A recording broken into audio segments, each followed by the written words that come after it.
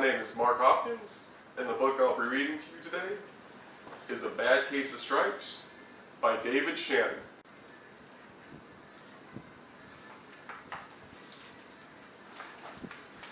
Camilla Cream loved lima beans, but she never ate them.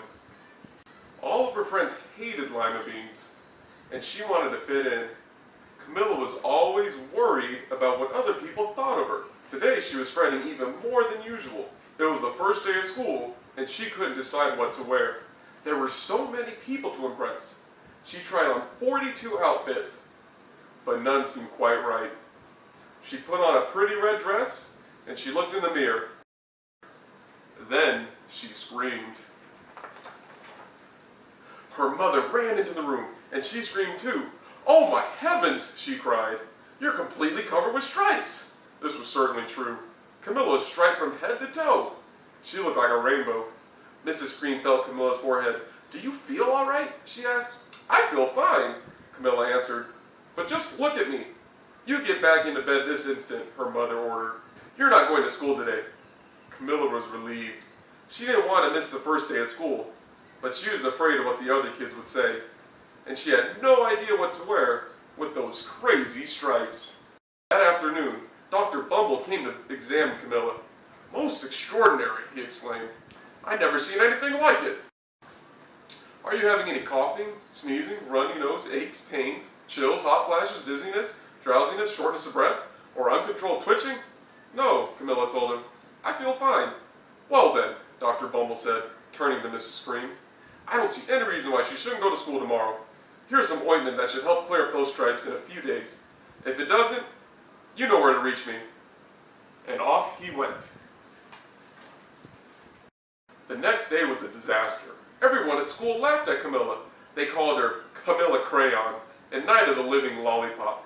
She tried her best to act like everything was normal, but when class said the Pledge of Allegiance, her stripes turned red, white, and blue, and she broke out into stars.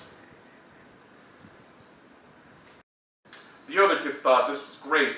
One yelled out, "Let's see what purple polka dots." Sure enough, Camilla turned all purple polka dot. Someone else shouted, "Checkerboard!" and a pattern of checkers covered her skin. Soon, everyone was calling out different shapes and colors, and poor Camilla was changing faster than you could change TV channels. That night, Mr. Arms, the school principal, called. I'm sorry, Mrs. Cream, he said. "I'm going to have to ask you to keep Camilla home from school. She's just too much of a distraction." And I've been getting calls from the other parents. They're afraid those stripes might be contagious. Camilla was so embarrassed. She couldn't believe that 2 days ago, everyone liked her. Now, nobody wanted to be in the same room as her. Her father tried to make her feel better. "Is there anything I can get you, sweetheart?" he asked. "No, thank you," sighed Camilla. What she really wanted was a nice plate of lima beans. But she had been laughed at enough for one day. Well, yes, I see," Dr. Bumble mumbled when Mr. Cream phoned him the next day. "I think I'd better bring in the specialist. We'll be right over." About an hour later, Dr. Bumble arrived with 4 people in long white coats. He introduced them to the Creams. "This is Dr. Grupp, Dr. Sponge, Dr. Cricket, and Dr. Young." Then the specialist went to work on Camilla. They squeezed and jabbed and tapped and tested. It was very uncomfortable. "Well, it's not the mumps," concluded Dr. Grupp. "Or the measles," said Dr. Sponge. "Definitely not chickenpox." "Put in Dr. Cricket." "Or sunburn," said Dr. Wong. "Try these," said the specialist. They each handed her a bottle filled with different colored pills. "Take one of each before bed," said Dr. Grupp. Then they out the front door followed by Dr. Bumble. You can edit out some of this stuff. That night, Camilla took her medicine. It was awful. When she woke up the next morning, she did feel different. But when she got dressed, her clothes didn't fit right. She looked in the mirror, and there, staring back at her, was a giant multicolored pill with her face on it.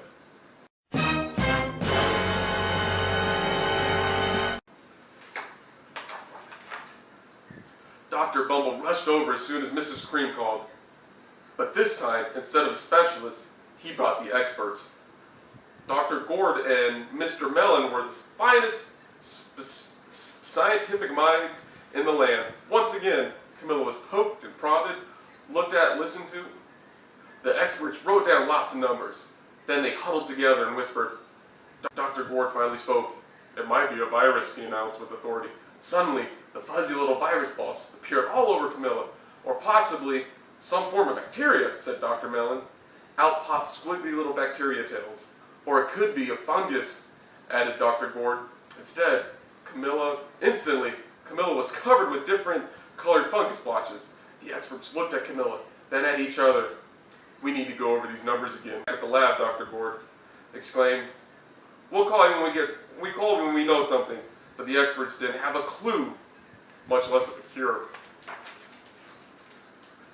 By now, the TV news had found out about Camilla. Reporters from every channel were outside her house telling the story of the bizarre case of the incredible changing kid. Soon, a huge crowd camped out on her front lawn.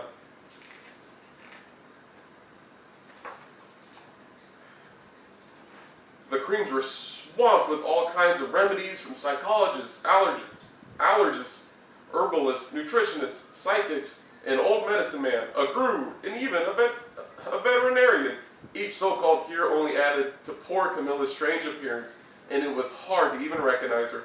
She sprouted roots and berries and crystals and feathers and long furry tail, but nothing worked. One day, a woman who called herself an environmental therapist claimed she could cure Camilla. "Close your eyes," she said. "Breathe deeply and become one with the room." "I wish you hadn't said that," Camilla groaned. Slowly, she started to melt into the walls of her room. Her bed became her mouth. Her nose was a dresser, and the two paintings were her eyes. The therapist screamed and ran out the house. "What are we going to do?" cried Mrs. Cream. "It just keeps getting worse and worse." She began to sob. At that moment, Mr. Cream heard a quiet little knock at the front door. He opened it, and there stood an old woman who was just as plump and sweet as a strawberry. "Excuse me," she said brightly, "but I think I can help." She went into Camilla's room and looked around. "My goodness," she said with a shake of her head. "What have we here is a bad case of stripes. One of the worst I've ever seen." She pulled a container of small green beans from her bag. "Here," she said. "These might do the trick." "Are those magic beans?" asked Mrs. Cream. "Oh my, no," replied the kind old woman. "There's no such thing. These are just plain old lima beans." "I'll bet you'd like some, wouldn't you?" She asked Camilla. Camilla wanted a big, heaping plate of lima beans, more than just about anything, but she was still afraid to admit. "Yuck," she said. "No one likes lima beans, especially me." "Oh dear," the old woman said sadly. "I guess I was wrong about you." She put the beans back in her bag and started towards the door. Camilla watched the old woman walk away. Those beans would have been so good, and being laughed at for eating them was nothing compared to what she's been going through. She finally couldn't stand it. "Wait," she cried. "The truth is, I really love lima beans." "I thought so," the old woman said with a smile. She took a handful of beans and popped them into Camilla's mouth. "Mmm," said Camilla. Suddenly, the branches, feathers, and squiggly tails began to disappear. Then the whole room swirled around. When it stopped, there stood Camilla, and everything was back to normal. "I'm cured!" she shouted. "Yes," said the old woman. "I knew the real you was in there somewhere." She patted Camilla on the head, and she went outside and vanished into the crowd. Afterward, Camilla wasn't quite the same. Some of the kids at school said she was weird, but she didn't care a bit. She ate all of the lima beans she wanted. She never had a touch of the stripes again. The end.